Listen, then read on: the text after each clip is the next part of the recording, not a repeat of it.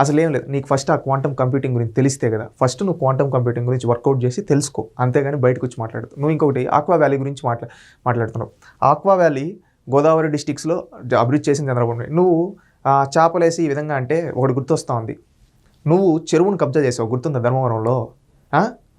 ఎంతో నువ్వు ఆఖరికి ఆ చేపలను కూడా బతకనీయలా. అది నీ స్థాయి. నువ్వేమన్నా చేపలను వదిలేసి ఈ విధంగా పెంచుకోవచ్చు అంటున్నావు కదా! నువ్వు నిజంగా ఆ ఆలోచన చేసేటప్పుడు నువ్వు ఎన్ని చేపలు ప్రాణాలు తీసావు? ఇది అంటే కామెడీగా ఉండొచ్చు. కానీ నువ్వు మాట్లాడే మాటలు అలా ఉన్నాయి. దిగజారుడు మాటలుగా ఉన్నాయి. ఆక్వాని నాశనం చేశారు మీ హయాంలో. అవునా కాదా? గోదావరి జిల్లాల్లో మీ కమిషన్ల కోసం. ఆఖరికి మీ ధర్మవరంలో కూడా చేపల్ని మింగేశారు మీరు. ఆ మాట ఎందుకంటున్నావంటే చెరువును కబ్జా చేసి నువ్వు ఇల్లు కట్టుకున్నావు గుర్రపు స్వారీల కోసం.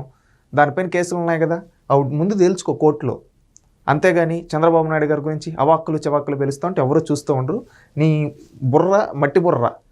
దాంట్లో ఏమన్నా పెంచుకోండి. ఎందుకంటే ఈ విధంగా అడగాల్సి వస్తూ ఉందంటే కేతిరెడ్డి వెంకటరామరెడ్డి గారు మీరు చదువుకున్నారు. చదువుకున్న మీరు కూడా ఈరోజు జగన్మోహన్ రెడ్డి మెప్పు కోసం ఇలా దిగజారుడు మాటలు మాట్లాడుతున్నారంటే